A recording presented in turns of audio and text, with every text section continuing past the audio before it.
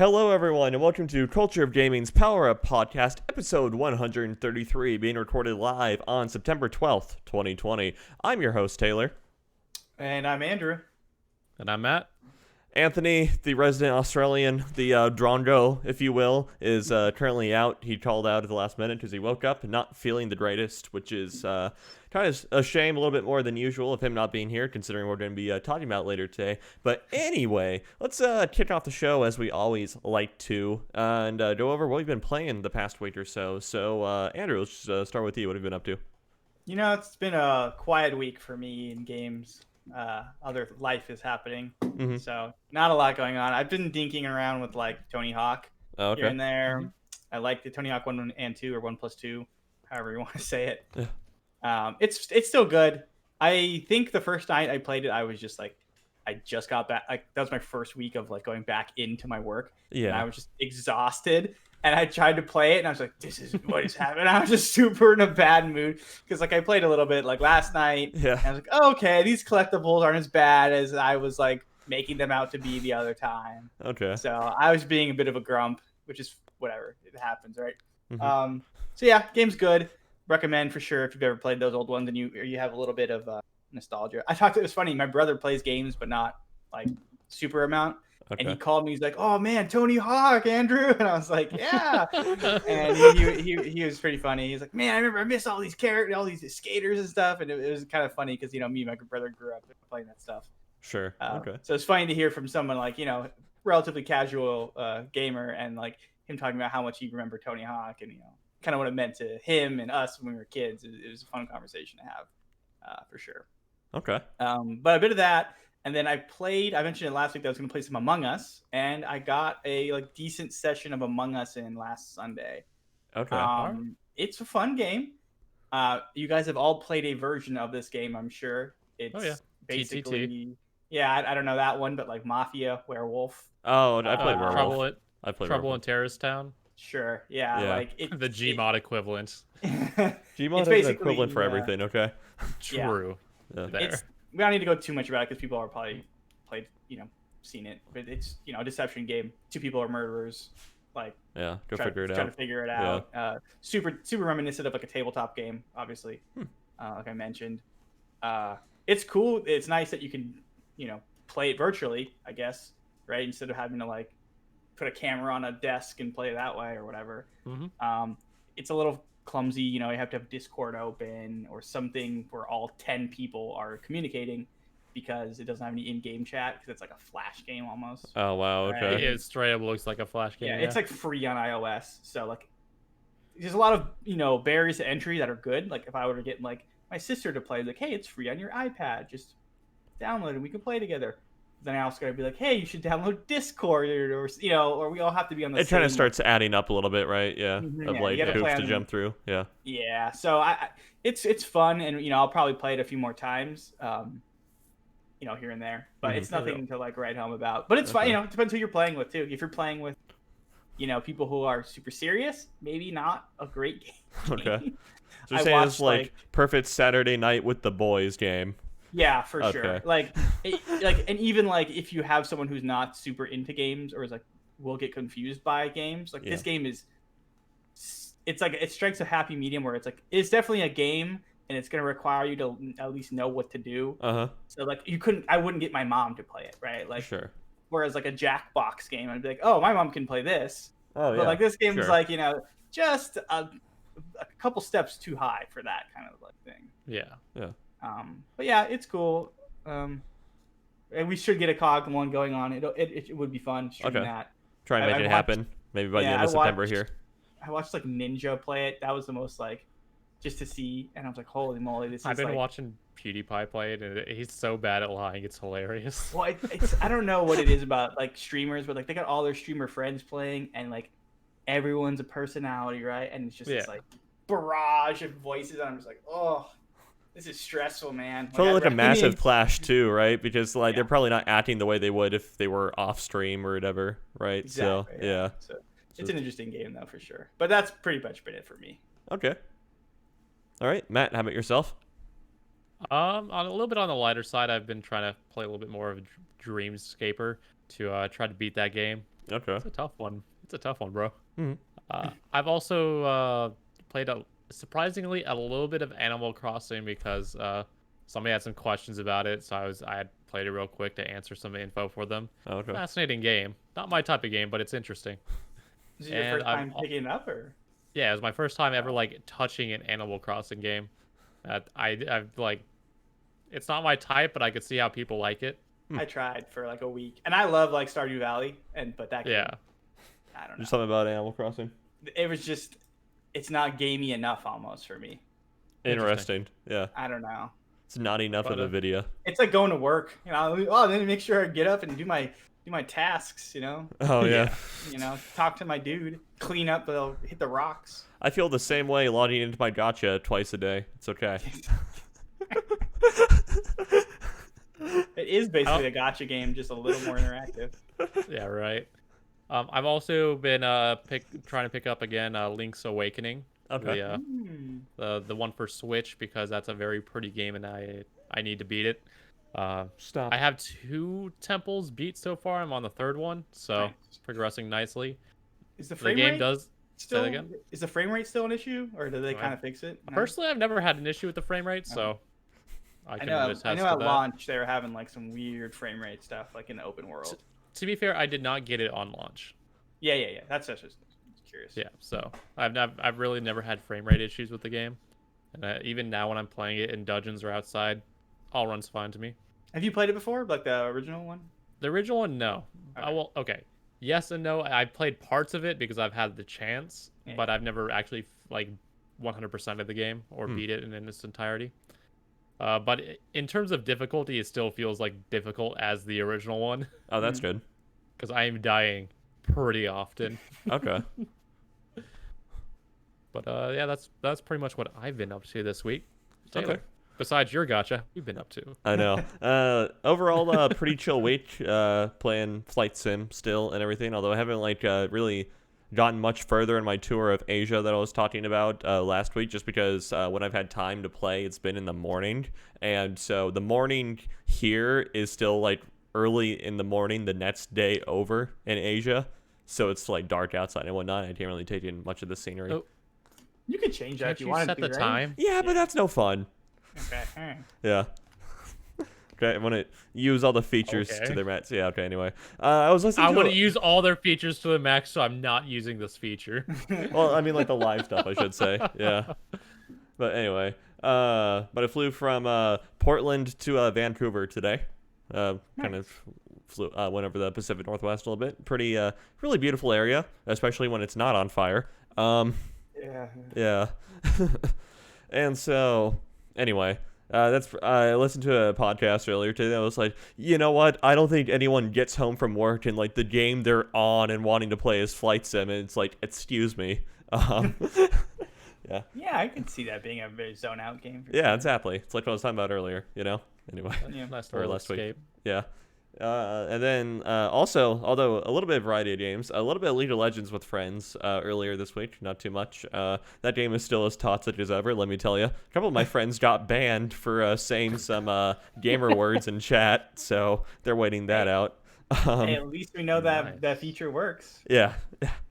So they're You waiting. gotta have people to test it. Yeah, exactly. So they're waiting that one out, and let's see what else. Let me just pull up Steam really quick.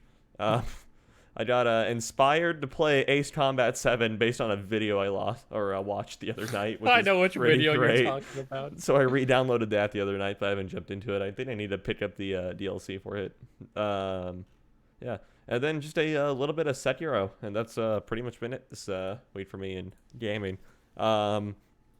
I realize this subset of people, you know, Anthony's gone, this subset of people on the podcast, you kind of have like a special bond with. I don't think any other group of 3 people can be replicated. You know, I don't think you can get the experience of being homeless in LA with each other very often. True. So, That is true. yeah, You got us there.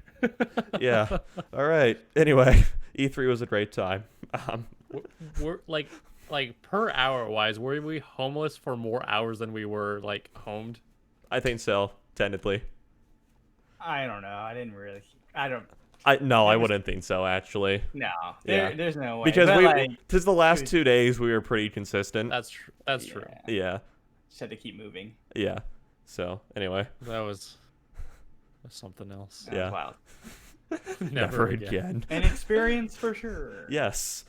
We'll Anyway. leave it at that. Yeah. Let's see. I wanted to make one other comment, but I'm not sure. It was unrelated. Anyway, probably not important. Did you forget it? Yeah, I did. Which is why I said probably not important. Anyway, housekeeping stuff, unless I have a stroke here. Housekeeping stuff, the main site is, of course, cultureofgaming.com. There you can find the latest gaming news, reviews, opinion pieces, etc., etc. I'm going to blow the lid off this thing a little bit.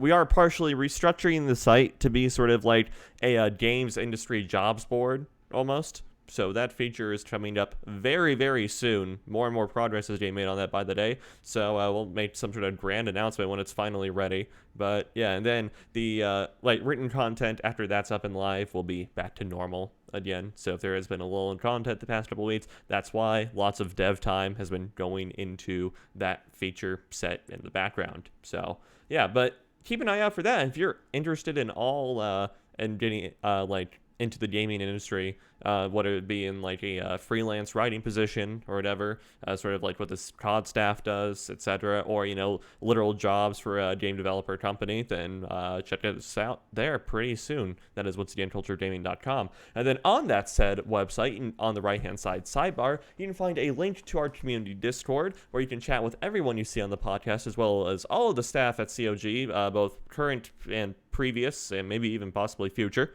And so, yeah, hit us up about literally anything. The Discord's pretty open to discussion about any kinds, and there are some pretty dank memes that get posted. So, anyway. Like Elden Ring ones. Exactly. And so, anyway, and then we have 2 Facebook pages, one for the main site and one for the podcast here specifically. The one for the main site is facebook.com/the Network, and then facebook.com/PowerUpPodcast, respectively. And then Twitter at the COD Network, Instagram at Culture of Gaming, YouTube.com/Culture of Gaming, where you can find a video repository of all the previously recorded podcasts. Twitch.tv, where you can find the odd stream as well as the podcast being recorded live every Saturday at 3 p.m. Pacific Standard Time on what is once again twitch.tv/Culture of Gaming. Finally, if you'd like to listen to an audio repository of all the previously recorded podcasts, go on pretty much wherever you find podcasts, whether it's Spotify, Pocket Cast, Podbean, Podcast Addicts, Google Podcasts, Apple Podcasts. Have it, we're on it, so go check us out there. We have about 2.5 years now of gaming news history, all on a week-to-week basis. So yeah, it's been going a while. Oh my god, I just realized today is like, hold on, do I still have this email?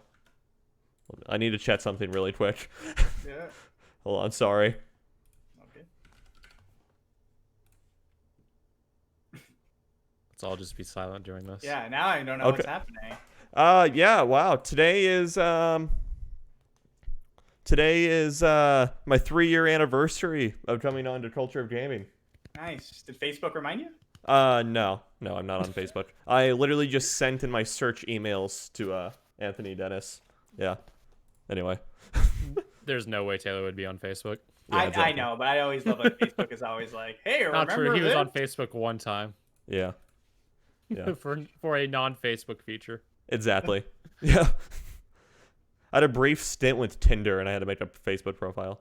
Yikes. Yeah, don't you have a Facebook profile to use like Oculus? I've never like owned Oculus, so. I know, but now. Oh, okay, yeah. We can talk a little bit about that. We never covered it on the podcast. That was an announcement a couple weeks ago. I think that starts in like 2023 though, where you're gonna need a Facebook profile to use Oculus. That's good at weird. least that it's not immediate. Yeah, I don't know why they announced it 3 years in advance. Honestly. I don't know why they announced Elden Ring 3 years in advance.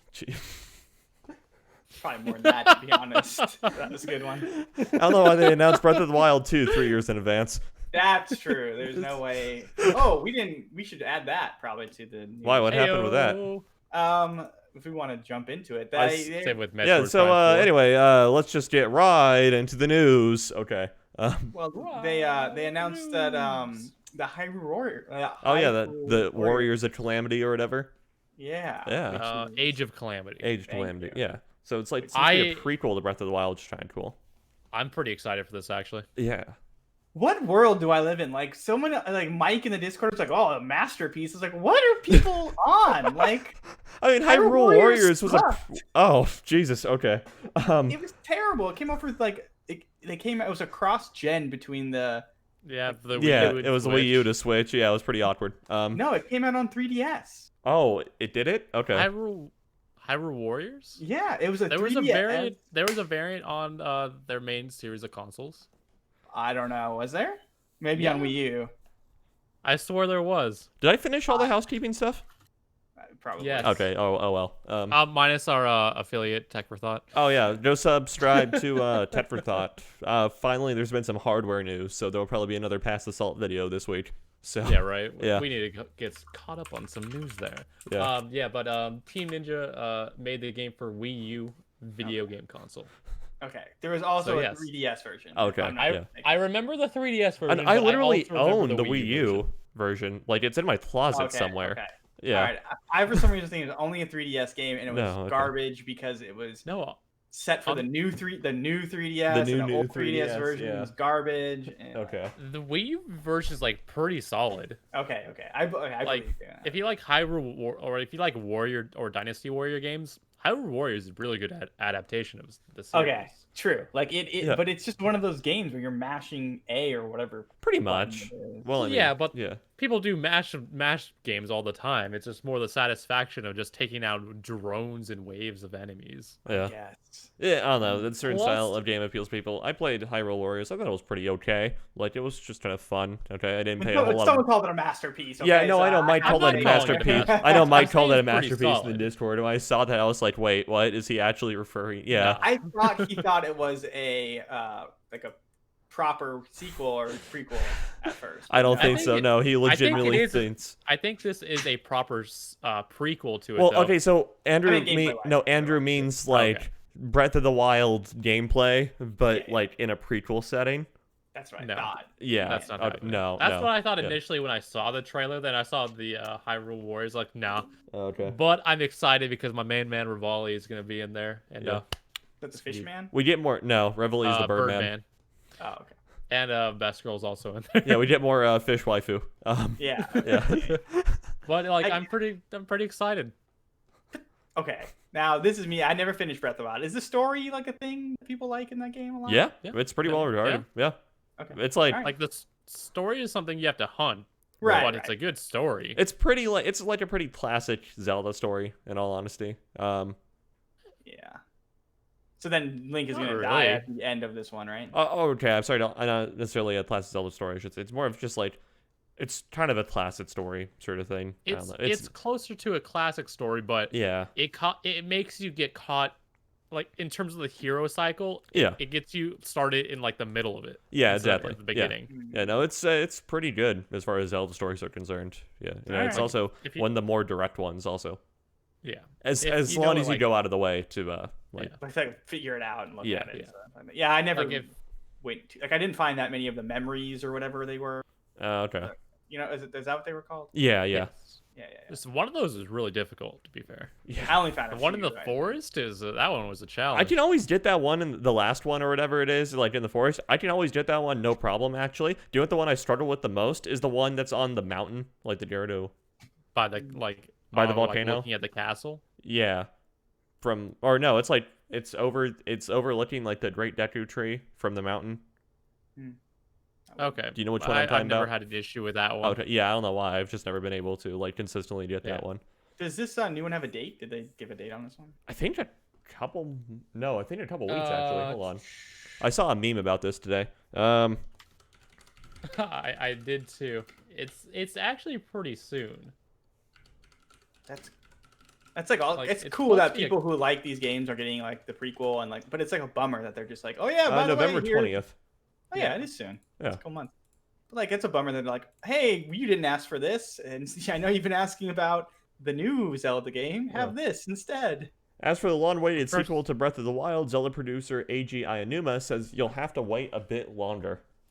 I mean, Yeah, okay. that's fine by me. This reminds me, I'm gonna put another story in the doc that we can honestly just get to like right after this. That's Hold on. fine. Let me But like, I'm excited for this because like, if you go through like all the history and whatnot of the like Breath of the Wild, I enjoyed that stuff, and I wanted to know more about the time before the calamity. So this is like prime material. Well, hopefully. And it looks like good. it used the same, like in terms of graphics wise, the same engine as. It looks close. It feels a little off to me. It probably feels a little off just because like the camera placement and the amount of enemies, but like in terms of the cutscenes, it looks spot on. Okay. Yeah, I've also probably watched it on like a phone, so there's that. Yeah. But yeah, I don't know. It's a weird thing. I guess people enjoy these games, right? So. Yeah. Might as well and they are better than the like what is it? The other one, the Dynasty Warriors. They're better than Dynasty Warriors for sure. But there was another one that was like not. It was a Warriors game or Musou game or however you say it. I know it's based off of another series. It's another Warriors type game, but I completely forget. And I remember that one was absolutely like trash when it was released. Mm-hmm. There was a Persona 5 one. Persona 5 Scramble. And people I think people enjoyed that one. It hasn't even been released in the West yet. Yeah, I don't think that one was released over here yet. No, but I think that what I mean is like they're better than like the Warrior games. So The little spin-offs for Persona are pretty good. Yeah, they're not just the same garbage. They at least Atlas makes good games. Some stuff. Yes, Atlas needs to continue making good games, and one of those good games needs to be another Trauma Center game. Not happening, bro. Ples. Okay. Probably gonna get another Carol. Was it Caroline? Is there other series? Caroline? I don't know. I forget. Catherine, that's it. Yeah, okay. Sorry, I'd be down for that. Having me remember names. Yeah, I'd be down for that. Atlas does a lot of stuff. I'd be game. Yeah, they took a sudden to flip that Atlas also mates Catherine. It's the same exact art style. Yeah, I know. Did they make it, or is it? Or maybe publish it or something. I don't know, but it's under the Atlas banner to a certain. Don't they also do No More Heroes? They do a lot. Atlas is huge. They do. Yeah. They do a surprising amount. Yet all we really know them for, minus Taylor, is like Persona. To be fair, Persona 5 was an absolute hit. Atlas did develop Catherine. Yes. Whereas I know they have, and Persona obviously. Yeah, they have Catherine. I don't think they do No More Heroes. Okay, damn. They might publish it, but. Yeah, I don't know. They're one of my favorite developers, in all honesty. Like, they have some pretty good stuff. They did didn't they do like the like Guardians of Earth a couple of years ago or whatever it was called? No. Oh, I don't know. Okay. Anyway. I could search. Yeah, they did like Abyss Odyssey. Yeah, they've been around for a long time. There's Trauma Team. They originally published Demon Souls. That's right. Yeah, Dragon's Crown. Yeah. They published stuff. Oh man, I'm just scrolling through the games here, and I see I see all the Trauma Centers, and it's like, please. Yeah. Yeah. But yeah, I don't know. I thought they did a couple of fighting games too, but I thought Besides the Persona fighting game. But maybe I'm wrong. Yeah. They've had a lot of games. Yeah. Anywho. Anyway, so while we're still talking, the Tensei series. Yeah. They made like some really campy like JRPGs, you know. They make some definitions of JRPGs. Yeah.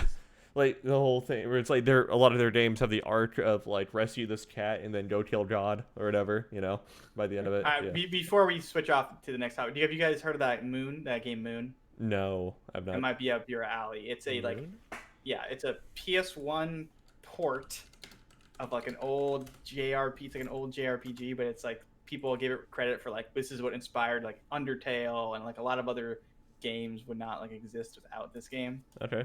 So check that out if you know what game I still have to play. Huh. Taylor, was it To the Moon? Yeah.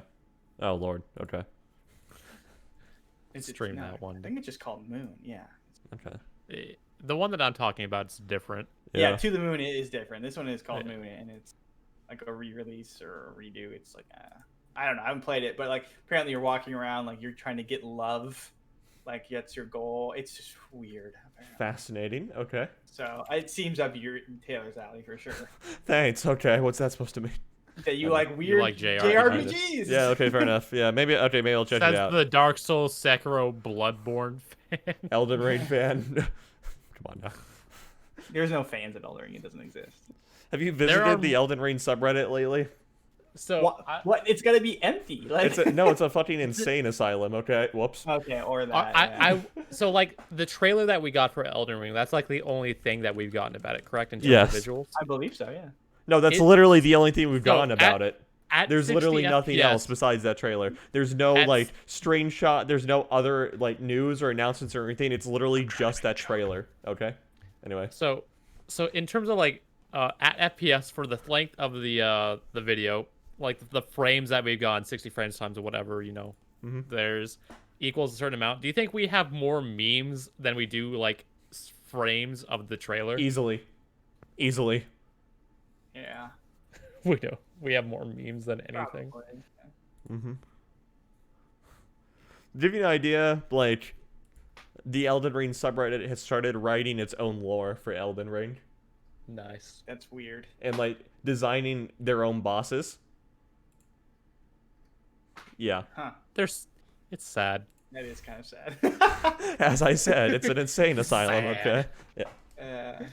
All right. Anyway, so what we were talking about was Zelda and whatnot. To talk a little bit about the Switch. I saw this earlier this week. I'm gonna post it in the chat. This particular article I dug up is from Tom's Guide, and so why? Okay, whatever. Anyway, that link should still work. Yeah, so it's talking about the new Nintendo Switch 2. I hope to God that's not the actual name Nintendo goes with. I don't know. We are definitely... They've had a history. Yeah, we're definitely no amateurs to talking about next-gen Nintendo Switch rumors and whatnot. So, these things are starting to make the rounds again, and understandably so, considering everyone's talking about the next-gen consoles and whatnot lately. Anyway, so rumors about a possible Nintendo Switch 2 are starting to kick back into high gear following a red-hot year for Nintendo's popular hybrid console. According to recent reports, the next Nintendo Switch could be a beefed-up version of Nintendo's beloved hybrid console with new features and 4K gaming support. And with the PS5 and Xbox Seris X on the way, I forgot to switch the scenes. I wonder if this thing will still work. Hold on. Hey, okay, awesome. Anyway, so Nintendo's next Switch likely won't deliver things like ray tracing or 8K gaming, but a more powerful Switch should help the company better compete with the next-gen consoles that are set to debut by the end of 2020.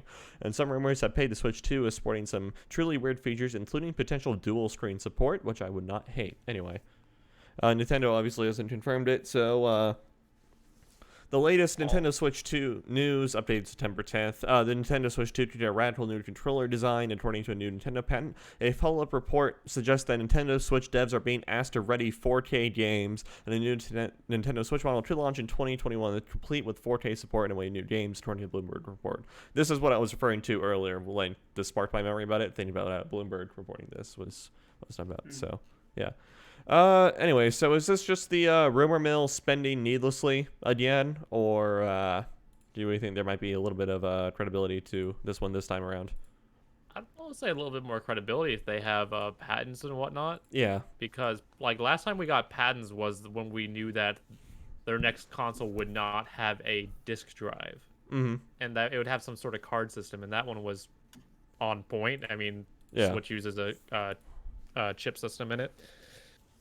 So I want to believe it. In terms of 4K or like support, that part I'll believe it when I see it, because I've been saying forever that like I just want to see them make a dock that you at least has an upscaler, that at least has an upscaler or a second chip in it, so you could do like a dual computing to make 4K. Yeah. There's no way that would happen. Okay. Yeah. I don't believe it. They can't even. They're not even making Mario 64 widescreen. Yeah, that's reasonable. Okay, that's fair. And I mean, to be fair, the Switch does still struggle with 1080, 60 FPS. So, and it's not like Nvidia's Tegra chip has come leaps and bounds in 3 years. So, yeah. I don't even. Isn't it typically like 900p that they run it at? Yeah, exactly. You get the odd game that does like 1080, 30 on the TV, but other than that, and I think it'd be a waste to a lot of people because people like me don't actually plug it into the TV all that often. Yeah. So like I would see very little benefit from actually like a new system. It would also be nice to have like 1080p in the handheld though. It would, I mean, yeah, but that's true. But like it's a 720p screen that's already on there, and that's a really solid screen in my opinion. Like I have no complaints about it. Okay. That's why I play it all handheld, because like it looks good enough for me, and like the convenience of hanging out on the couch or whatever playing is better. Like the screen on there is really solid. Like the reason I don't play it on like the TV or anything is that exact reason. It's like I would love to plug it into a 4K TV and enjoy its games in all of its glory, but like it doesn't upscale well at all. Yeah. Mm-hmm. Okay. I just wanted to mention that briefly because we were talking about Hyrule Warriors. So anything else about that? I'm in full agreement with you guys here. You know, I don't have like a spicy take or anything like that. Yeah. Yeah. It's like, is it likely that Nintendo will iterationally improve the Switch at some point? Yes. Will it have 4K graphics? Probably not. I'll see it when it happens. Yeah. Like the update from the 3DS to the new 3DS was like mostly processing power, right? It wasn't even like screens or anything like that, I don't think. Yeah, but then because developers still like they did upgrade the screens, because I remember the 3D support was a lot better on the new 3DS. Oh, okay. Like it was a wider field of view, and it did not give you nearly as much of a headache. Okay. In terms of like the actual power and everything, it's just like I know the devs were for the 3DS. It's just like they couldn't. It's like the new 3DS with the better processor just ran the existing games and future games just a little bit better than the other ones. Right. The devs didn't exactly go out of their way to make any new like intensive features or anything for the new one, because they still had to support the older models. So it just did things a little bit better all around. So anyway, hopefully Nintendo picks a competent name, and well, we'll see what happens next year, which is when everyone. What do you mean competent name? Oh, like outside of this Switch, like our new Switch or something like that. They better not call it the new Switch. I'll get PTSD about the 3DS. Okay. You mean the new 3DS? Yeah. You mean the new Nintendo 3DS XL? Yeah. Honestly, if they call it something like the Switch 2, that'd be fine. Yes, or the Switch U or something like that. I don't really. Switch U is bad. They should. No, Switch U would be bad because it would be synonymous with the Wii U, and nobody could figure out what that console was for the love of them. True. Okay. They would never make that mistake again. Okay, probably not. Enough. You think Switch 2 is different enough though? Okay. Switch 2 almost feels like predatory. It's like, oh, it's the second one. Like it's better, but when it's really not, it's just like very. Slightly better. Just lukewarm. Okay. Yeah. It depends. Well, if it could do 4K, then I would consider that better. Yeah. True. Yeah. But like, I think like I think they kind of nailed the idea of what they want to do with their consoles now. So I mean, Switch 2 wouldn't be bad. Because look at PlayStation, the PS5, simple, easy, straight to the point. Yeah. And then there's Xbox. Oh, all right. Well, speaking of Xbox transitions. Thank you. All right. So, speaking of Xbox, let me get this out of the way and say this might be the first like real good step Microsoft has had in the lead up to the next generation. A home run, if you will. So we got some news this week. Let me just find and drop the article into the chat. I am dumb. Hold on.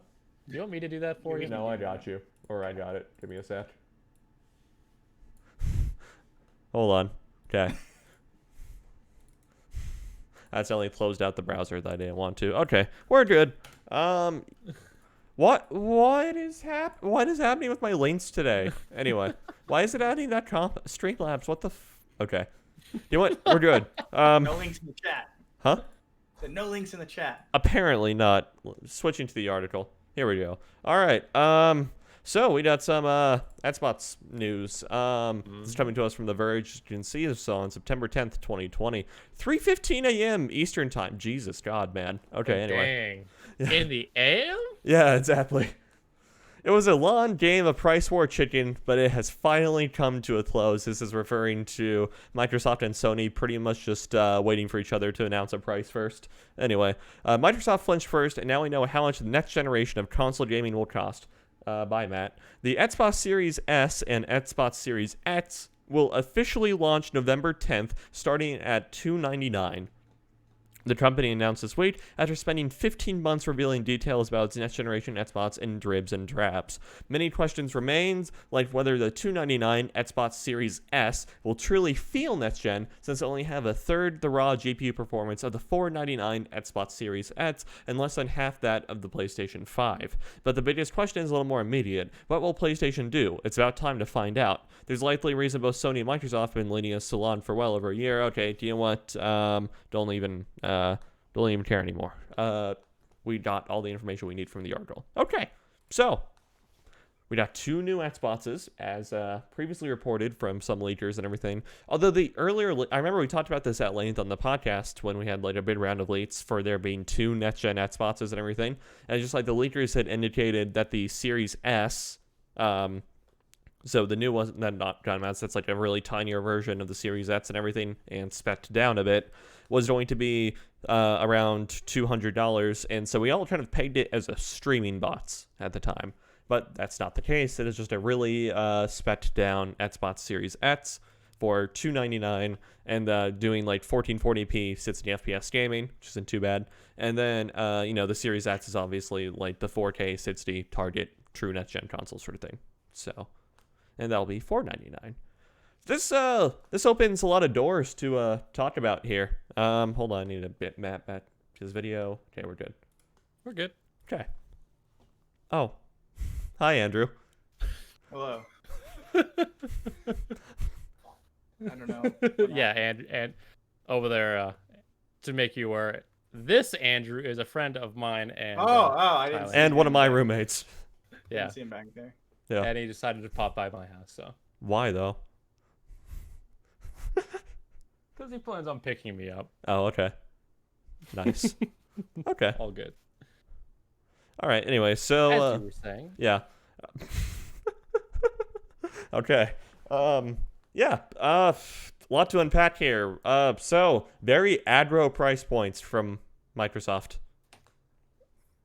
I believe when we had a previous conversation, we all talked about probably around the $600 mark, if not $550 mark for the Series X. Obviously, it's going to be much lower. So if Sony holds true to their words and wants to undercut Xbox, then is like the PS5 disc version going to be $450 and then the disc list $400? No, I don't think so. Fascinating. Okay. I think they'll probably match. I think they'll match it. Like it'll be $450 for the discless and $499 for the. Really? Okay. So you think that's my direct guess. competitor here? Okay. I think so. Just direct. I think Sony has the name alone. The PS5 got such a huge name behind it that if they're at least on par with the price, then they'll win out in the long run. Okay. All right. Yeah. Let's talk about Xbox in general. Do you guys think it's like a good price point? I think it's much cheaper than everybody thought. I think it's no doubt Microsoft is definitely going to be taking a significant loss for the first few years selling the consoles as they are spec'd and everything. So just to make sure I got this, I'm reading this correct because I wasn't there for it. It's $300 for the Series S. Yes. And $500 for the Series X. Yes, there are 2 next-gen Xboxes. There's the Series S, which is the one that has been shown off pretty much all this far and everything, right? You know what? I'm going to refer to it as the Xbox Setsi for the Series X, okay? So, yeah, there's the Xbox Setsi for $499, and, no? Okay. There's S and X. It doesn't work very well. True. Yeah, true. Okay. Damn. So it's Series S, the one that's just doesn't have the drive in it, correct? Correct. It doesn't have a drive in it, and it's also lesser spec'd in general across the board. Okay, so it's a downgrade as a whole. Yes, but it's still a next-gen Xbox. It's roughly around the Xbox One X. Yes. So, okay. Interesting. Yeah. Personally, I don't see that one selling very well if people already have a One X. Yeah. As long as they keep supporting it. But, I mean... They discontinued Series one X of them is- recently. The Series X, which is their most up-to-date, being 500. Okay. I mean, I assume PlayStation is going to hit that mark as well. Mm-hmm. I don't have to. I don't think they'd be actually losing too much of a money on this, or money. They might be breaking even from what I can see. I would think, I don't know, I would think Microsoft might be losing about 100 at least on the Series X. I wouldn't think so. Okay. Personally, Okay. We'll have to wait till we this- actually like can tear into Yeah. the hardware physically. So I'm is gonna say at least they're breaking even. okay, yeah. So this is a kind of an important thing. They also discontinued the 1X, or going to and the digital version of the One. So that's interesting that they're like cutting those lines off in order to like put this one out there. Yeah, really Yeah, start pushing the net stuff. Another I thing think they've that's important to bring figured out up that the while we're streaming kind one of is never gonna talking work. about accessibility here is the way that you can pay for both these next-gen consoles and everything. So Microsoft is offering it's essentially borderline interest-free financing and everything on these 2-year payment plans. So if you want a Series X, you can do, I think they're calling it like the Xbox Direct program or something like that. So for the Series X, it's $35 a month for 2 years or 24 months. And yeah, and it comes with, obviously, you basically get to pay over time for the console and everything. At the end of the payment, you obviously get to keep the console and whatnot. But those 2 years, while you're making the payments and everything, it comes with Xbox Gamepass, which now includes EA Play also, which is EA's similar service. And how much are those services like? Because in total, $35.24 is $840. So Yeah. it's a $340 difference. Yeah. Over 2 years. I don't know what I know Game Pass is, I think it's probably $10.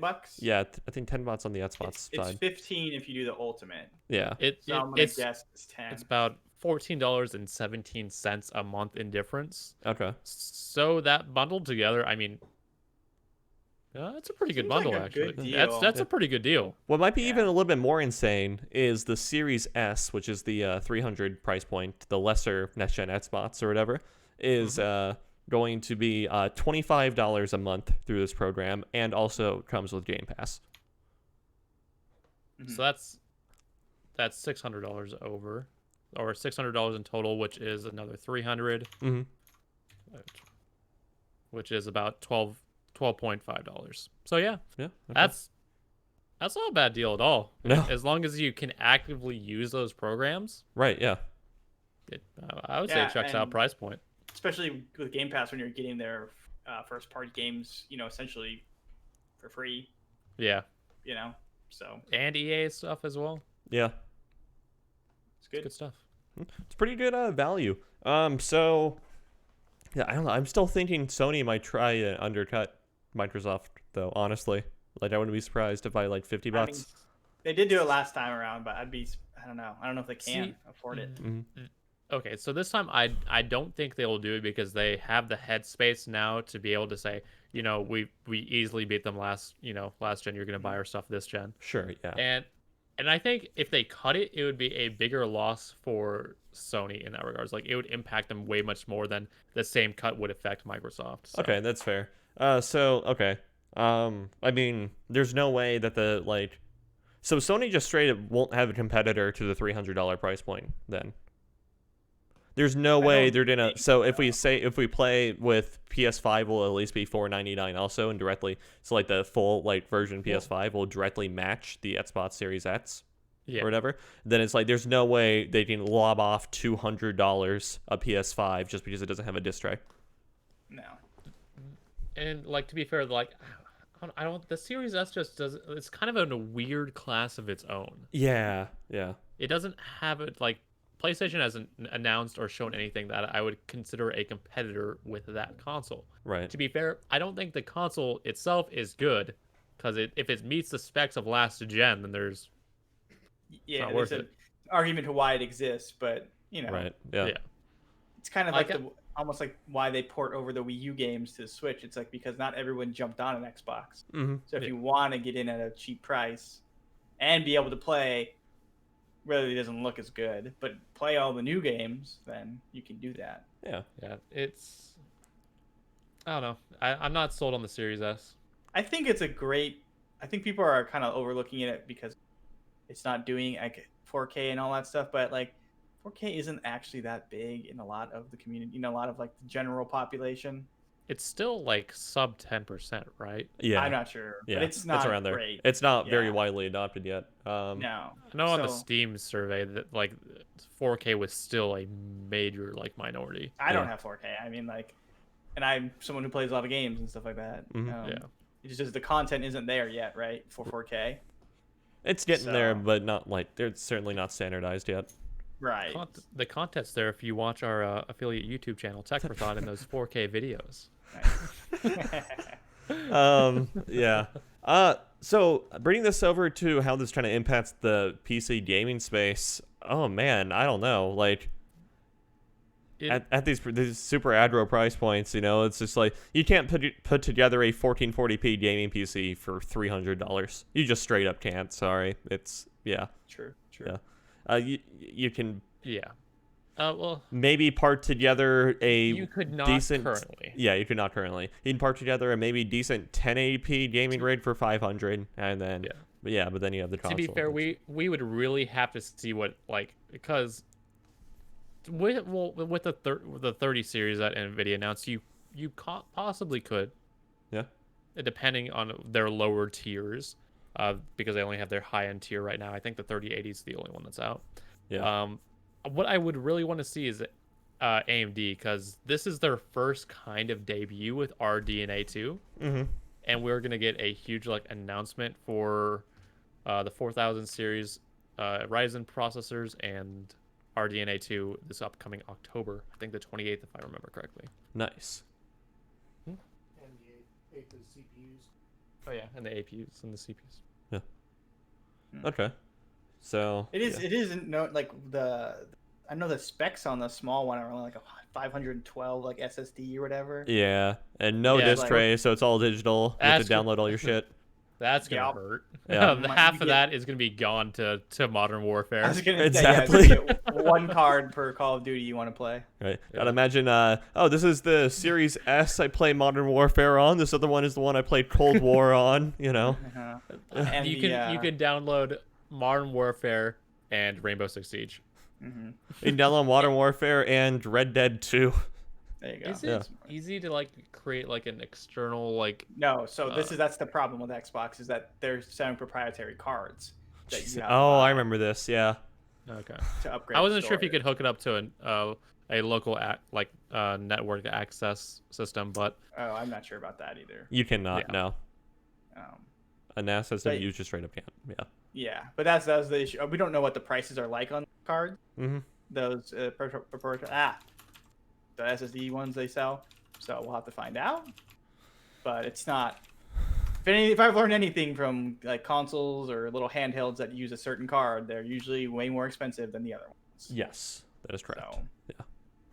Like the Vita, Oh God, never forget. I remember the PS2, GameCube memory cards too. Yeah. Yeah, I mean, I remember getting an old crummy one and be like, "Oh, okay, this one's good," but you put one game on it because you didn't realize you bought a 2 megabyte Yeah. memory card or whatever. Yeah. Feels bad, man. Yeah. All right. Let's see. So long term, short term here. That's console generation. Who do you think wins in the long term? Who do you think wins in the short term? They can be both the same answer.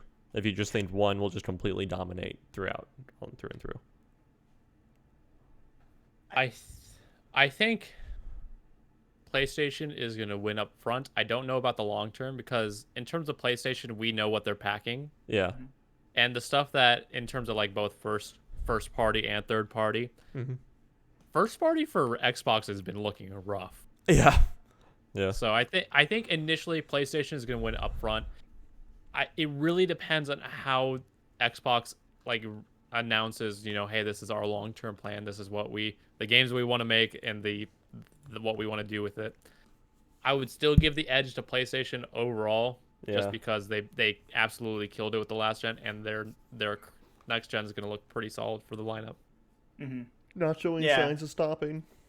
I agree. It's Okay. PlayStation has put themselves out there Yeah. in market share and games and support just to lead to hit a home run off the bat.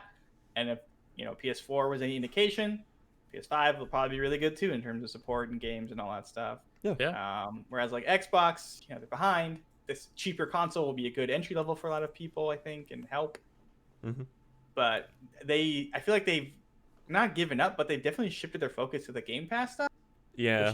Which I think inherently you're just not going to sell as much stuff, because you have this you're more of a live service I don't even know if they care anymore about. It's like weird. Right, like yeah. It doesn't seem like they even care about selling all that much because they just want people to buy into their ecosystem of Gamepass and whatever. I don't know what else. They have other services live and stuff like that. Yeah. So I'm gonna say that in the short term, PlayStation will probably win because it's just like the PS5 launch is gonna be like, oh, like fireworks parade going off and everything. We know all these like fun games and everything coming out for it, right? As opposed to the Xbox has this really just like slow trickle sort of thing of stuff over the months. It seems like it's almost like they're taking this whole like as a service model really to a T and everything, right? So I don't know. I'd say after 2 years or so, we'll really start to see the next gen Xbox like mature, kind of coming into its own a little bit. And so I might say Microsoft in the long term, just because there's a good chance Project X Cloud will get even better, the game streaming stuff over the years. I heard it's not been great. Dude, but if anyone's going to invest in like data centers across the country, it'd be Microsoft. I've heard it's worse. So than would Stadia. Google, and look how they're doing. Yeah, I've heard that xCloud. Google half-asses things though. Yeah, but Google has money to spend on stuff like nobody's business. Microsoft has more money to spend on stuff like nobody's business. I mean, maybe. Yeah. We'll see. But I don't know. I imagine they would give it more long-term support, but I still don't like game streaming. There's too much. Yeah, no, I would probably never lag. use it. But there are some people who don't notice the lag and just, are happy I'm sorry, but when I move a stick and the half-second later response, nah. There are some people who are perfectly happy to take their Xbox controller with like a clamp on it and their phone on the clamp, into the bathroom and just, game stream for a little bit. I don't know. Those people exist. I don't know. I haven't done game stream. I feel like I wouldn't like it just because. The brief times I've demoed it at CES, I haven't been impressed with it. Yeah, I've tried it several times, mostly at CES. And it's like they host it all there at CES in terms of the server, the network, and everything. Like the server can't be more than like 100 feet from you, and yet it's still crappy. It hurts. Yeah. We tried. I demoed one of the recent Tomb Raider games, and it's like I could not aim properly with the bow at all. It was not responsive enough. Can't do it. Have you guys heard of Parsec? Yes. Parsec. So apparently that stuff works great. Okay. I'm not sure how. So? Maybe I'm not sure. Maybe because it's you can host it off your own local computer. Or that. That'll probably be the difference. Yeah. And then you could play multiplayer with a friend because it's like a peer-to-peer connection, maybe. Yeah. Okay. Yeah, that'd be a more reasonable way of doing it, honestly. Yeah. Instead of having the in between. Yeah, maybe that's what that is. I mean, I'm not sure how that works, but I know a lot of demos because of COVID are being done through Parsec. Okay. Yeah. And old fighting games are getting even brought back to life through Parsec. Nice. Really, okay. Yeah, it's really interesting. Marvel vs. Capcom 3 is being hey, the online sucks. Let's Parsec, and then we'll have technically do it locally. You can be the second player that would be local, but we're parsecing. It's kind of wild. But apparently works. So okay. I don't know. It's stuff like Lotme and Hamachi almost, where it simulates connections on your local port. Okay.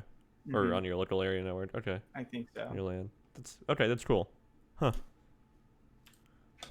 All right. So anything else to say about Microsoft? It is a much lower price point than I was expecting all across the board, honestly. Well, the $300 one is lower than I was expecting, but the $500 was on par for what I was expecting. Okay. Because you think 500 is probably the hard limit for what consoles can be priced at? I think so. As of the moment, see the weird thing about the gaming industry, it's fought inflation really well. Yeah. We've had $60 games for I don't know how long. And we're just now hitting $70 games. Yeah, and consoles have been at max $500 for a while. Yeah. So it's I'm not surprised. Well, look at the PS3 that came out at $600 and failed right off the bat. Yeah. So something about that jump from 5 to 6 is just too much for people. Yeah. Yeah, and it makes sense too because you can like you guys mentioned, you can get a pretty decent PC for like $600. Like, Yeah, at that point, you and can that's start what doing they're- something else for value, you know? yeah, and if And you that's already what they're have a primarily fighting monitor, against. Right, yeah, exactly. if you have a monitor and stuff, like the setup, Mm-hmm.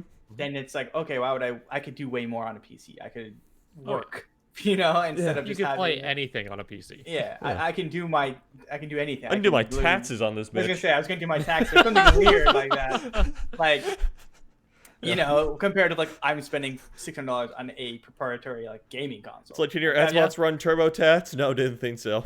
yeah, right. It's like you could also buy a pretty solid phone for that. I was about to price bring point. up Yeah. a phone too. Like, yeah, you're gonna be like, hey. if To you're be still fair, Taylor's running- rocking that $1,300 phone right now. Yeah. Yeah. So, I mean, all phones are hella expensive right now. To be fair, that Note 20 is premium. Yes, it's nice. I like it. Okay. All right. All right, so moving on.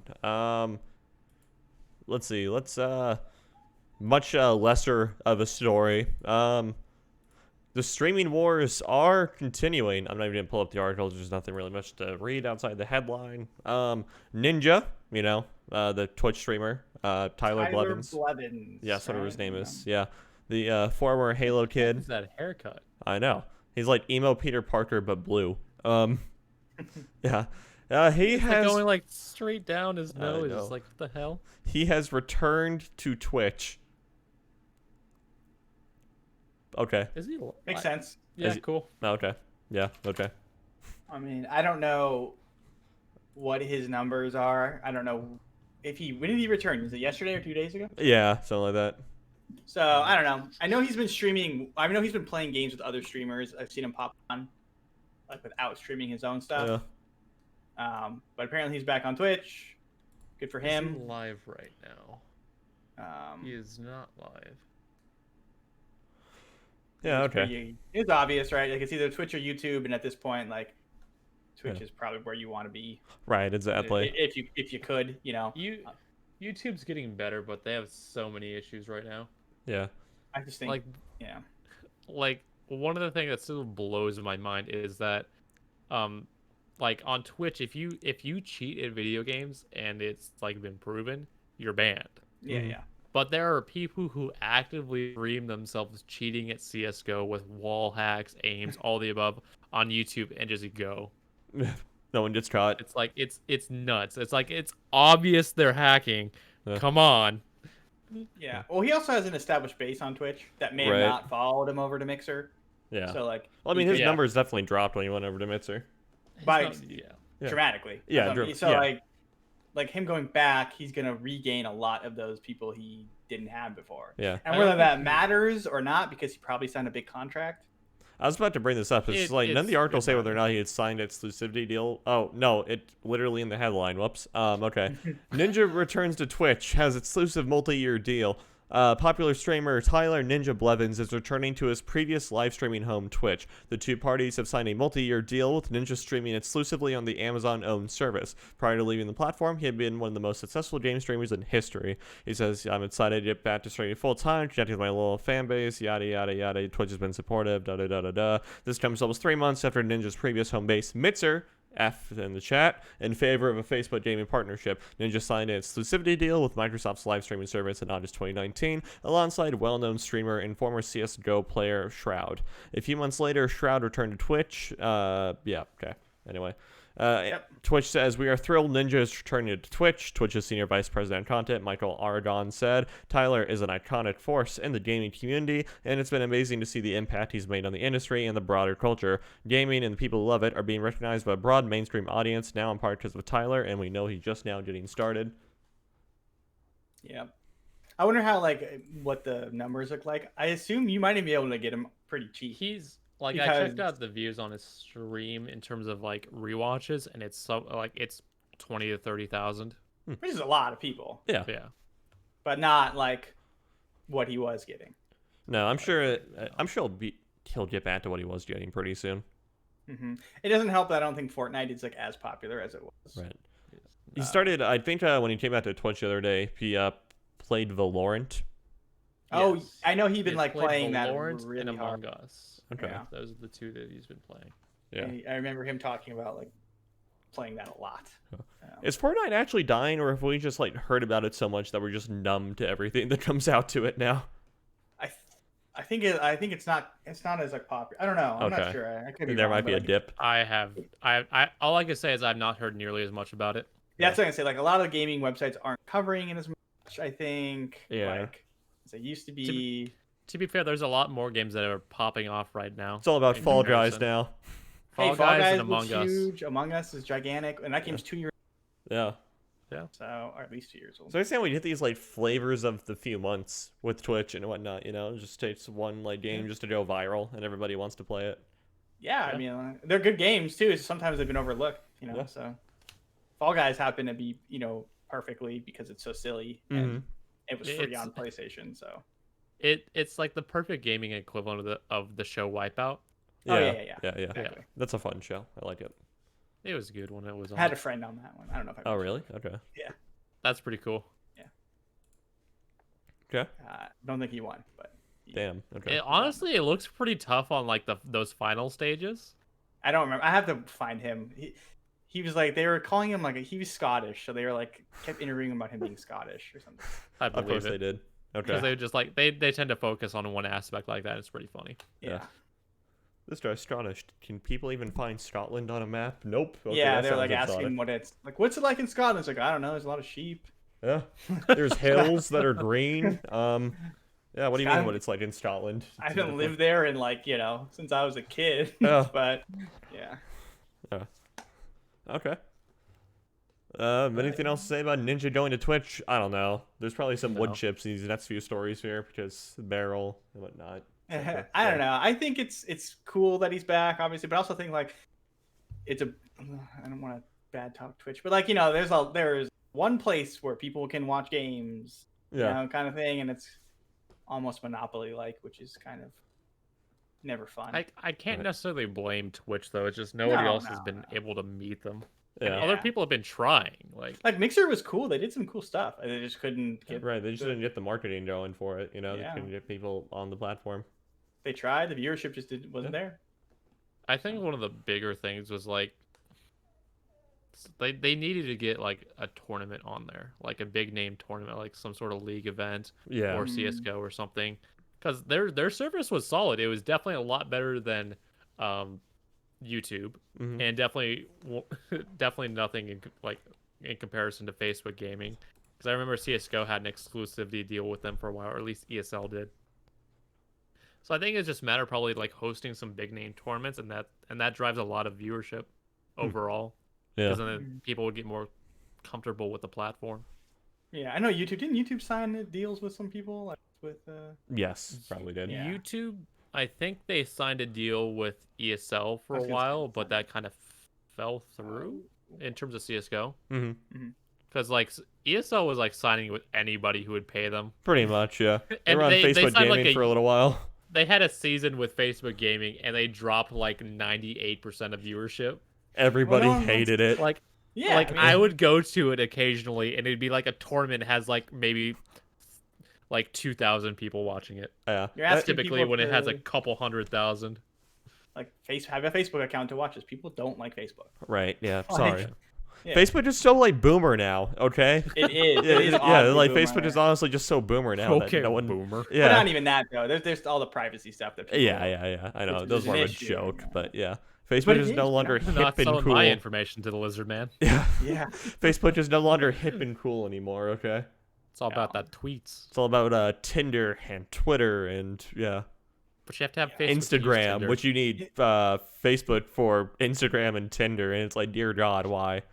Do you need a Facebook for Instagram? I feel Yes. like I don't think I hooked mine up. I think if you try to create an account now, you have to. Okay, because I have don't think no I have them linked currently, but Yeah. I know they're own. It's like brought to you by Facebook. Yeah, I don't know. I've never played with Instagram, so Yeah. okay. Why? Man. How did it get? Bring back MySpace. We need MySpace and Napster to come back. The world was such a Tom simple. was the Bring back the MySpace for the Power Podcast. We'll do it ourselves. Yeah, Tom was man of the people. exactly. He just wanted to be your friend. Okay. Yeah. Yeah. All right.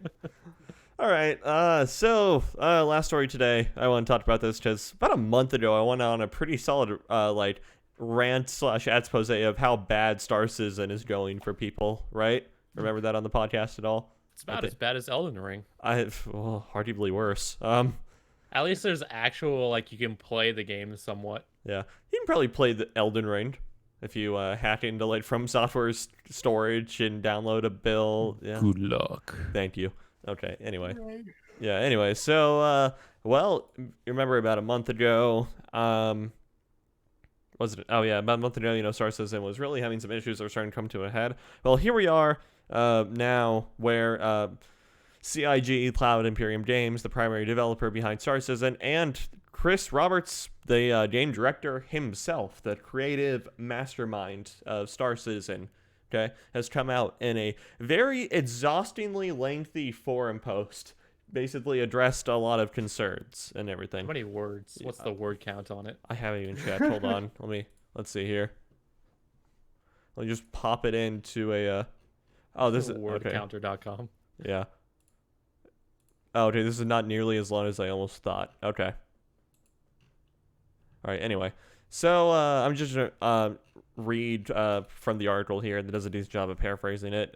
Today, Cloud Imperium Games founder and today being September 12th, so literally earlier today, and Star Citizen creative director Chris Roberts took to the game's official forums to address concerns about the development of the growing space sim. Roberts' extensive post explains why development is taking more than expected and that he is not willing to compromise the game's potential despite that. He also shares interesting data, including the fact that over 30,000 unique players play the alpha every day, while peaks of 100,000 have been hit during events, which is pretty insane for That's a game. on par for Eve. Pre-alpha. Yeah. And this is a pre-alpha game. So Star Citizen is also on track to hit 1 million unique players overall this year, which is certainly quite the achievement for a title still in pre-alpha. The development workforce is split into 58 teams total, each comprising between 4 and 20 developers each. 11 of them are exclusively dedicated to Squadron 42, the single player, while 12 are exclusively dedicated to the persistent universe, which is the MMO aspect of it. The rest works on both and splits time between both. So yeah, the article goes on to, it copy pasta's Chris's post. He basically says, when people are discussing things online, there's always a significant amount of cynicism with things and everything, and things get, which is a reasonable take and everything, and, things get kind of, like, portrayed as worse than they actually are and everything, right? And he says, like, yes, I'm sorry that development has been taking so long. We don't want development to take this long, but, we kind of refuse to compromise on the, like the quality of the game and everything. We kind of refuse to back down from any of the ambitions that we want in it. And so, yeah, he's basically like, huh? Yes. I think Anthony joins the chat. Okay. We are talking about that. Yeah. Yes, The it's game that's Star never gonna Citizen. release. There's a pretty Which big... one do you mean, Star Citizen or Elden Ring? I mean, Elden Ring doesn't have like a million backers on Kickstarter. So, Anthony, that's the article we're talking about here. So anyway, yeah, he goes on to say basically it's like we are trying to get this out as soon as possible, but we really want to live up to all the ambitions that we have for it. So, development is still proceeding as fast as it can go and everything. We're not, he basically just reassures people, we're not selling vaporware here, stuff like that. So, and to be fair, it seems like they're a lot more like on focus and have a game plan to compare to like what was like 3 to 5 years, kind of like Anthem, where they just had no idea what they were doing. Yeah, exactly. They've at least constantly been like working towards something, but yeah. To be fair, their art team has killed it, just like Eve. Yeah. I feel like the art teams are like the unsung heroes of like game development and whatnot. They're always like on point lately. Like World of Warcraft has been ass for like 8 years, but the art team has always been solid. I'd say QA is up there as well. What's up? Yeah, I'd say like QA is like the other unsung hero. Yeah. I would say probably like 95% of the time. Then you get those odd games like that, like Horizon Zero Dawn that released on PC. PC, and it's like, how did this pass? Well, I think a lot of times it's like they know, like the QA reported it, but it was like, we don't have enough time to fix it. We don't have time. Yeah. We know what we're putting out. Yeah. So yeah, they talks about it's like they're working on a new roadmap format to deliver to people as soon as possible, stuff like that. Yeah. I can promise you the gameplay described is not a pipe dream. My last little comment here is in his concluding paragraph, he says, I can promise you the gameplay I described is not a pipe dream, nor will it take 10 to 20 years to deliver. Considering the Kickstarter was launched in 2012, we're pushing the 8-year mark, fam. Just gassing everybody up. Like, dude, come on. Like, your scam has been found out, all right? Just let it go, man. It's okay. Yeah. I don't know. At this point... he says they're... And see, this is kind of like... When he's talking about he spends an ungodly amount of time addressing why the roadmap they were supposed to have out back in like March of this year still hasn't like come out and everything. And he says, "Oh yeah, we've decided on this new format of roadmap. We have to build out like a web environment for it and whatnot, so that you'll be able to see the teams progress on the roadmap literally in real time through this web portal." Why make it so complicated? Yeah, exactly. It's like, that's kind of been the they killer. Don't compromise. Yeah, that's kind of been the killer thing for Star Citizens over the years, right? They just like needlessly complicate things or whatever, right? It's like probably like 3 employees. Right, exactly. One that takes the money, one that counts the money, and one that sleeps on top of all the money. And launders the money. Yeah, exactly. Right? Yeah. But yeah, it's just like, that's kind of like, it's kind of like ironically funny there, because it's, it's like the roadmap doesn't need to be that complicated, but yet, yeah. Here we are. Right? Yeah, tell that to CCP. Yeah, right. So anyway. Mm-hmm. It's wild. Part of me is like, I hope this game, like, I don't want to say it doesn't sell well, but at the same time, like, I feel like you shouldn't reward their bad. Yeah. Like, business practice. Yeah. So that's the latest. Yeah, I don't know. This is just starting to get funny and funnier, like the more things that are coming out about it and whatnot. So funny in like a this is terrible, cynical, like morbid humor. Yeah, deadpan. Mm-hmm. Yeah, it's like, wow, people have been scammed out of like 350 million. Damn it. Yeah, so have you, Taylor. Not 350 million. This is You bordering our last topic here, $300 Anthony. into it. Yeah, this is bordering our last topic here. With plenty of wood chips to go around. I swear they change their site layout every time I go into like Star Citizen. Yeah, let's see. Where is let's just get an active count of how much money have they cash money made?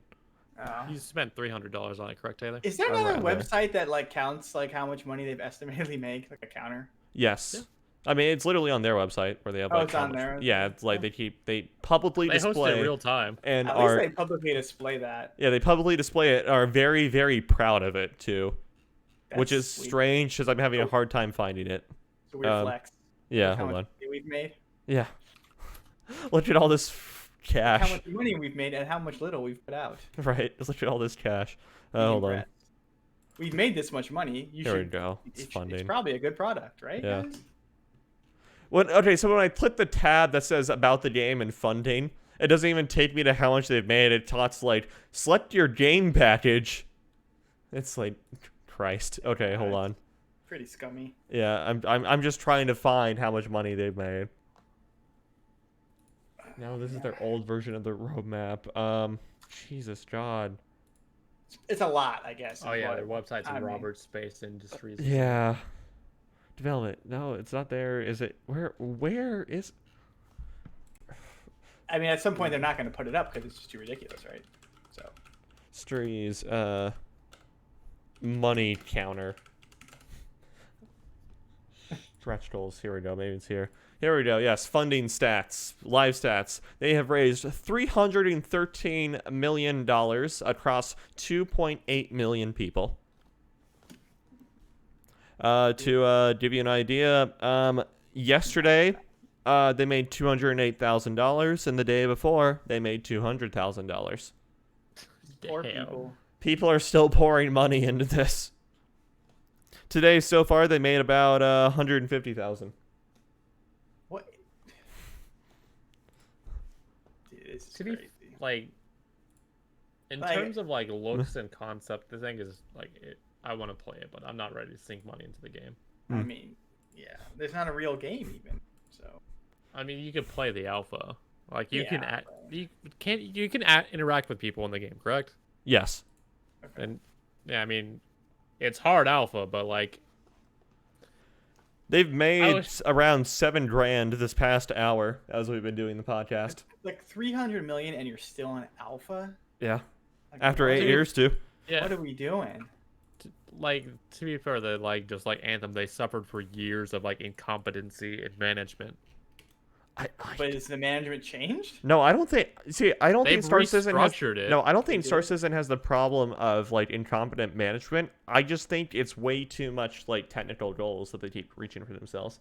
Like I honestly think it's just been a myriad of like perfectionism coupled with technical hell.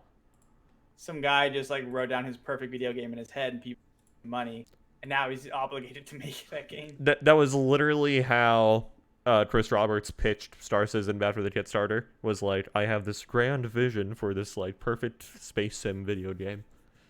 But I have none of the resources right now. Pretty much, yeah. So please give me cash. Everyone gave him cash, and now here we are. Honestly, I imagine they'll get there one day. It's just gonna be. Is this during like the Kickstarter boom? Like when this? Yes, this was in the yeah. heat of like Kickstarter. This was probably in definition the peak of the Kickstarter. Yeah. Okay. I don't think there's ever been a more successful Kickstarter than this, technically speaking. So, No. Well, successful as in just monetarily. as in cash maybe. money raised, Yeah, not yeah. like as in like to fruition sort of thing. Yeah. So, yeah. I don't know. So that's how Star Citizen is doing. We are like nowhere near release, unfortunately. Crazy. Yeah. So I am sorry if you poured money into this game. I honestly am. I'm gonna be real. I'm very sorry. Because then by the Are you time- sorry for yourself, Taylor? Huh? No, I'm not. I don't feel What? sorry for myself. What do you have to run the alpha? What spec wise? Pretty much your PC needs to be able to hit CryEngine 3 stuff. So, can you run not- Crysis 3? So not super low, but Yeah. It's Yeah. it's You need something decent. it's like you have to have like a pretty solid build. Yeah. yeah, interesting. Mhm. Because then like people see this and then like they think they can run it and then it just I don't know. Oh, yeah. To be fair, if you've had like the people have sunk $300 million plus probably have the money to buy True. at least half decent rigs. Right, exactly.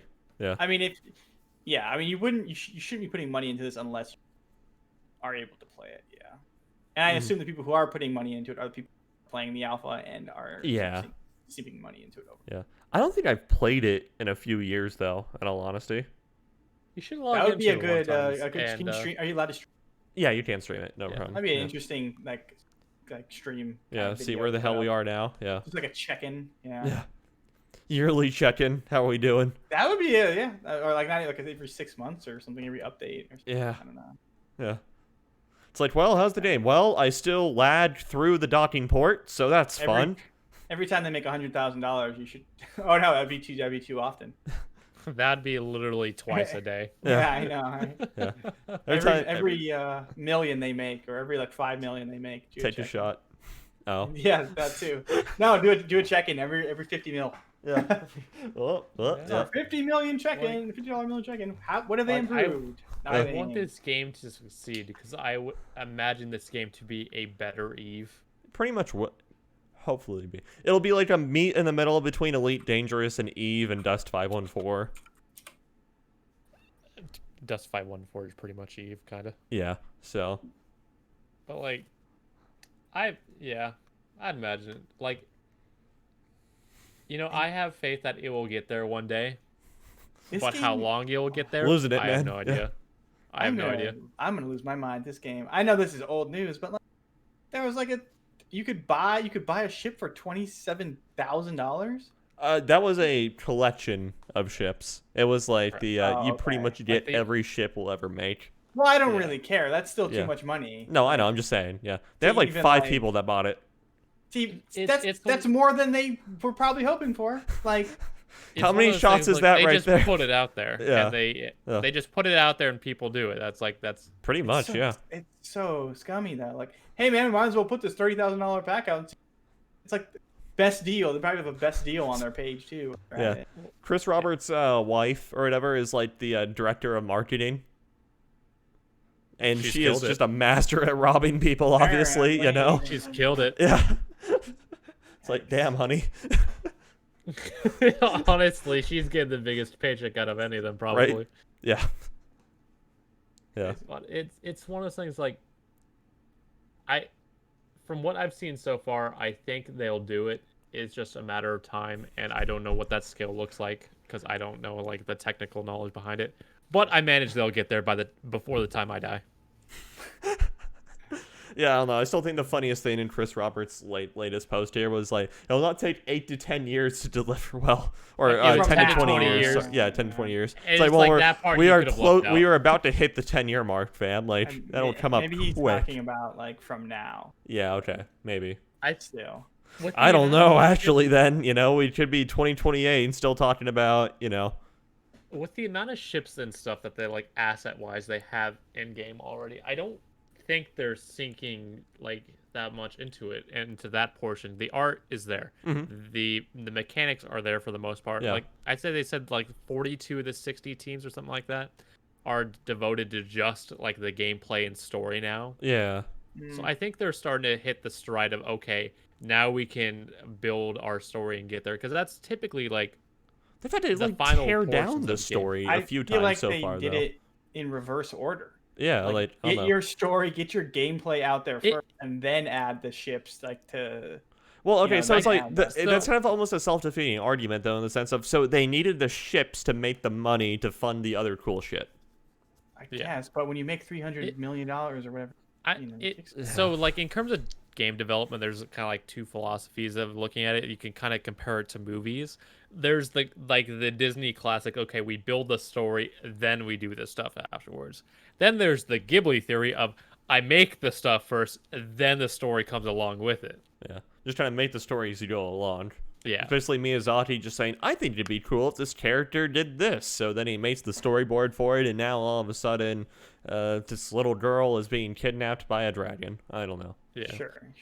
And I think it's one of those type of theories that like they have the tools now to do it, Yeah. and I can understand if you're starting from scratch. Sometimes it's just easier building the foundation, so you have the tools to make the nitty gritty a lot easier. So.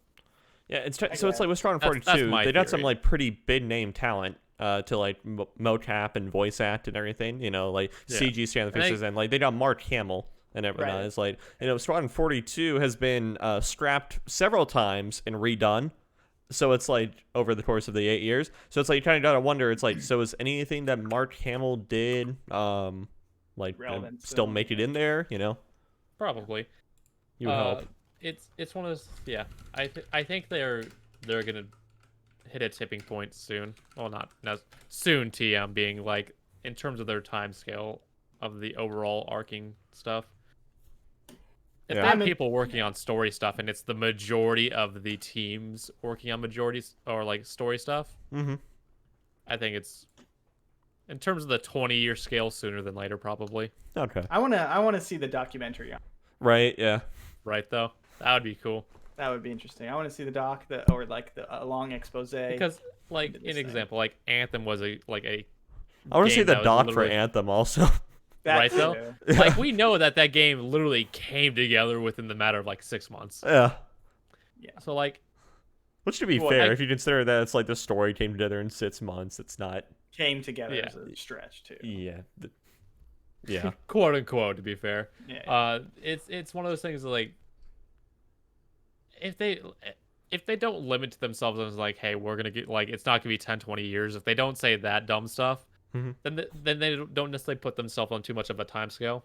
I I talked think about as how long as they just people are have a- joking in the comments about the time scale of being like, oh, there's another time scale. Oh boy, they're setting themselves a release date within 20 years. I wonder if they'll make Yeah. that one. It's one of those things like don't hold yourself to that because then it's just gonna be a joke. Mhm. Case in point, just hire one dude to just like weekly or daily meeting. Hey, how's the progress coming on this? What are you working on? Then that guy exclusively updates the notice board. Then or Well, you the, see, they don't have to have timeline. that guy because they're spending money on this like live feed roadmap. So as you know, But I know, but like Yeah. in terms of like cost, I it'll know. probably be more expensive in the long run to Yeah. do it with one person all the time. yeah, But it'd be so much easier to manage. Yeah, Hi, Chloe. yeah. Okay. Well, you know what? I think think that's I about- believe. yeah, I think I that's want to about- believe. Right. I think that's about it for Star Citizen. I will remain as cynical as ever about this now. I don't know. I'm just trying to like. Are you familiar with sunk cost fallacy? Yeah. Yeah. Oh boy. It's also the theory, like humans when they reach a certain tipping point, that they just won't turn back even if it's easier. Yeah. So you gotta wonder if. I That's what forget they hit. like the term for it, but I know it's a literal psychological thing with humans. Mm. It's like we've gone too far to back out now. Yeah, it's basically like we're too deep in this. I understand like going like scrapping, starting from new will be easier and take a shorter amount of time, Yeah. but we're already here. Yeah. All right. I have So faith. yeah, I think they'll about wrap up the news unless anybody has anything else. There's that Ubisoft 4 that happened. Oh yeah, that's right. I don't know if Okay. you guys watched it. No. Anything cool out of it? They showed off it was called Gods and Monsters. They changed the name to Immortals Phoenix Rising. Yeah. So Oh yeah, that was a pretty interesting trailer. yeah, it's basically, from what I've understood, it's like Breath of the Wild, basically. From the Uh, gameplay yeah. wise, it looked like Breath of the Wild set in like Greek or Roman times. Right. Fascinating. Yeah, so it's like a basic. It's kind of like a Breath of the Wild like. There's basically shrines from what I've heard. There's gliding. There's climbing. Yeah.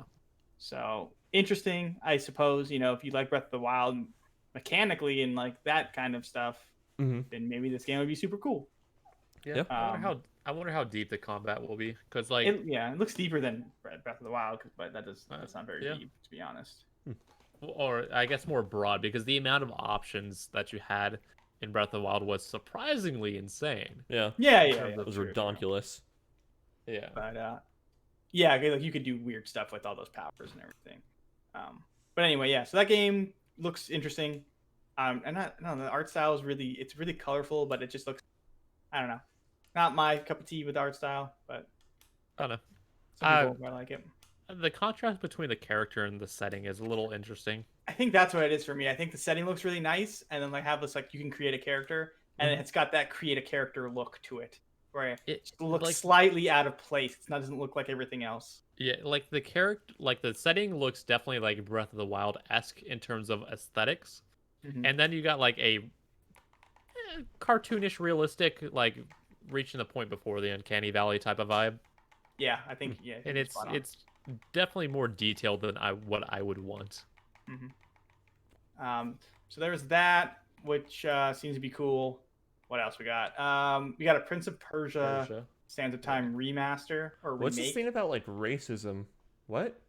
I don't know anything about that. Oh, okay. It was talking about like I have this article. Yeah, it was like, the most significant announcement Ubisoft made today was notably not part of the actual forward event at all. Vez Guillemot finally made a statement addressing the reports of racism, sexual misconduct, and a lack of diversity and inclusion that have apparently been a part of Ubisoft's company culture for years. This is all the sexual allegations and stuff that's been coming out from Ubisoft. I have not heard about Ubisoft actually. Oh, really? Yeah. So there's been a ton of people. We talked about this a while back. Did we? Okay. I remember Riot we talked about, but not Ubisoft. Yeah. So yeah, full disclosure, my significant other works at Ubisoft. But there's a lot of stuff going on between management, some PR people, Gotcha. kind of using their authority in inappropriate ways. Gotcha. Okay. And in horrible ways. Inappropriate use of power dynamic. Yes. Yeah. Okay. Even some of the big writer for I think Assassin's Creed, the new one. Jesus. Okay. I believe. So there's a lot going on. Dang. You probably it was like about a month ago or so. I probably did have a few articles about it. Then. You could find it, and they didn't really make any statements about it. Mhm. So they kind of tweeted this message out in front of the conference in the forward to get ahead of it. I haven't actually watched it because whatever. It's him probably Help. apologize. Yeah, him probably apologizing for stuff, which is like a neat, neat thing to do. But is it change anything? Not really. No. Okay. Right. Yeah. So I guess them getting out in front of it. Okay, cool. Mhm. We'll see if they follow through. Or Okay. anything. So yeah, they did that. They did the Prince of Persia: Sands of Time remaster or remake. It'll be out in 2021 for the Xbox One, PS4, and PC. Okay. January 21st, so not long in 2021. So that game is really good. Apparently, people really like that game. Okay. So I guess this was big for them. Yeah. I never played it, but from what I understand, people like that game. Yeah. What game are you talking about? I'm sorry. The Prince of Persia: Sands of Time. Oh yeah, that one's like a cult classic type of gaming series, isn't it? Yeah. I believe so. It's got like a cool narrative where like he's telling the story, and if you screw up, he's like, "Wait a minute, that's not how it happened." You really like kind of play around with the story and like Yeah. the time mechanics. I remember the movie adaptation. A lot of Ugh. people hated that. Yeah, Jake Gyllenhaal is like. You know what I'm excited to see? Huh.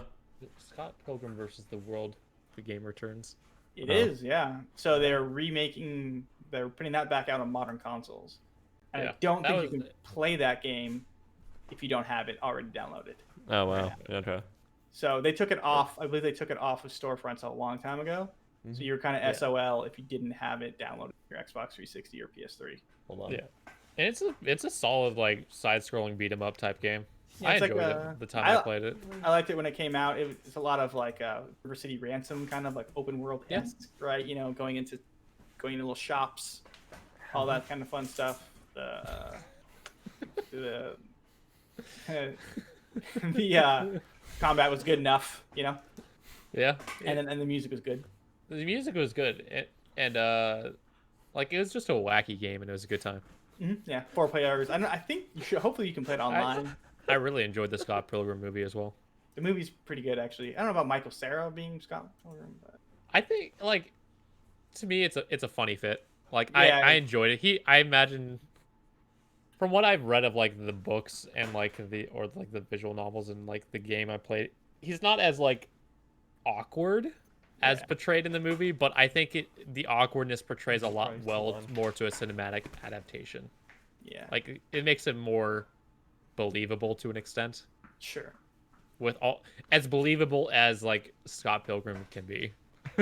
Yeah, I guess that's true. Rainbow Six Siege is coming to next gen consoles this year. Okay. Uh, Was that even a surprise. question? No, but Okay. they said they're going to support the 4K 120 FPS. Still gonna be $60.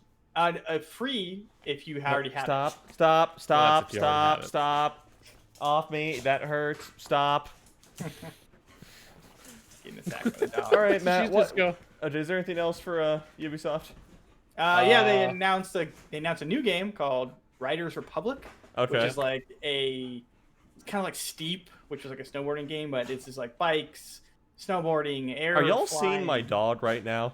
I Oh, can yeah. kinda Look at hear my it in TV in there. my. Just losing it. Yeah. Okay. So yeah, that game looks cool. It's just going. Chloe, your ball is in the bathroom. It's not in the bed. They Go. made more announcements for Hyperscape and Watch Dogs. Yeah, nothing crazy there. Oh just my some god. cool stuff, which I think Watch Dog Legion looks cool. Yeah. Hyperscape, I don't think I'm going to play that game. But yeah, Yeah, interesting. Ubisoft moving along, doing their stuff. Sam Fisher came out. Oh, okay. He's I need a actually blue- out. He's actually out. Yeah, Okay. the update is live. What's and his like? I need a What's his like operator ability or whatever? So his special gadget is a two-way camera that you can fire into penetrable walls and barriers. Oh, that's So pretty it'll cool. like you'll stick in there and you can view one way with the camera, then you can spin it around and view the other way. It's like a better Valkyrie. Yes, and he's an attacker. Oh, okay. That makes more sense. Got it. Yeah, so he's a really good intel-based operator like that, which I think I'll probably try to pick him Yeah. up because I play Valk and I enjoy the cams. I play IQ. I enjoy knowledge. Yeah. It's also What got was his, Iana was the albino one that's like has the drone that's like that looks like her. hologram kind of one. Yeah, like I enjoy intel-based characters, so this is right up my alley. Okay. cool. Also, he's got his like fun gun that he like has in. Yeah, he has like a So- pretty baller rifle that pretty is like a unique to staple him. with him. Jesus Yeah. Christ, Chloe. Like I'm excited to play. My bed is just play like as him. I destroyed now. gotta He's be already down got a with that. headgear that's the iconic The Oh yeah, three- and it's like old uh, Sam Fisher. Is no. that yeah, what like the iconic 3-lens nogs. Okay. Nice. Yeah. But that's it. Ubisoft kind of, well, I don't think anything crazy came out except Okay. for like maybe Immortals Phoenix Rising. That was kind of the big news I think from That was definitely the biggest announcement. Did you see Everything anything more else about is- Valhalla or no? No. No, I don't even think Valhalla showed up at all. Okay, interesting. I mean, that Sony game- has like another event in a few days, so Oh, they'll probably okay. talk about There. that next week. Yeah, it's like their I think this might be one of their last events before actually launching the PS5. So presumably the launch date of the PS5 will be announced at the event. That'll be Presumably. so on Wednesday, next Wednesday. Oh, cool. Yeah. Okay. Yeah. Very cool.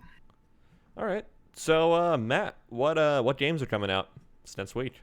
You know the list is surprisingly long. Okay. So we got some good stuff. Starting on September 15th, we got Fight Crab coming to the Switch. Oh, nice. I have no idea what that game is. It's a game Also, where you're but a it- crab and you fight. I guess. But Spelunky 2 is also coming out as Ooh. well on PS4. One I'm not familiar with, Undaunted, the First Heresy, coming to PC. Apparently it's a first FPS roguelike game, which interested to see. Vaporum Lockdown on PC as well for the 15th. Got some stuff on the 17th as well. Truck Driver coming to the Switch. I don't driving trucks. Okay. I like Medieval Dynasty coming to the PC. Which is a simulation-based game. I don't know what that's about. Ooh, fun one. WWE 2K Battlegrounds. to Will this one PC, work in Stadia. 2020? This is like the cartoony act. Oh, Yeah. okay. This is like the cartoony, crazy one. It's coming to PC, notably Stadia, PS4, and Xbox One. That WWE comes out on the 18th. On the 18th as well, Crisis Remastered on Xbox One, PS4, and PC. Okay. Is that it? No, we still going through the list Okay. here. Keep going. It's a pretty long list this All right. week. Go for it. I'm pulling all this from IGN as well. Okay. Commandos 2 HD Remaster for PS4, Xbox One on the 18th. The controversial one, Super Mario's 3D All-Stars to the Switch on the 18th. We also got the final one, Praetorians HD Remaster on the PS4 and the Xbox One on the 18th. No idea what that is. But that is the list this week, which is surprisingly long. Yeah, it's good. Madden came out, so that means other games can. Yeah, right? Right. The fall video game season has officially begun. Yep. John Madden has seen a shadow, and Fight now video crab. games can come out. Is that crab on fire? Holy Yeah, shit. it's really weird. You can like hold like swords and stuff, and it's a weird game. It's on PC as well. Is it like a goose, like that weird goose game? It's probably more like I don't actually know. I haven't played it. I would assume you like arm would have a joystick or something. I don't know. Maybe I'll check it out. Mm-hmm. I have no idea. But it looks like a very Japanese type game. Okay. Yeah, it looks real silly. Yeah. But yeah, that'll do it for this week in terms of games. All right.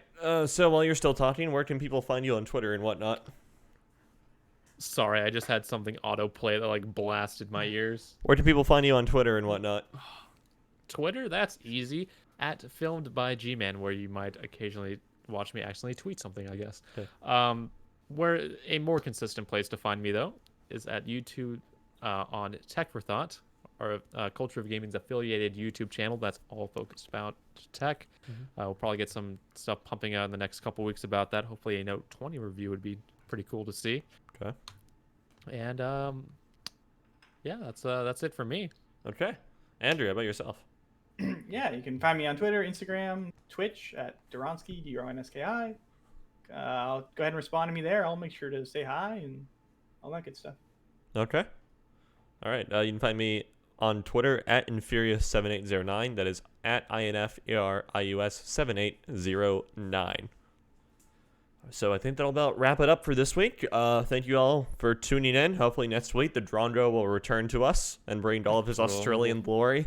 And yeah, we hope to see you all next week. Again, thank you so much for tuning in. If you're in the Pacific Northwest, make sure to stay safe out there because shit's on fire, yo, literally. So Yeah, really. yeah. Again, we wish everybody world's well on and the fire. best of health. Yours. Well, then we'll hope to see you guys next time. Same place, same channel, same time. Play some video ya. games. It's National Video Game Day.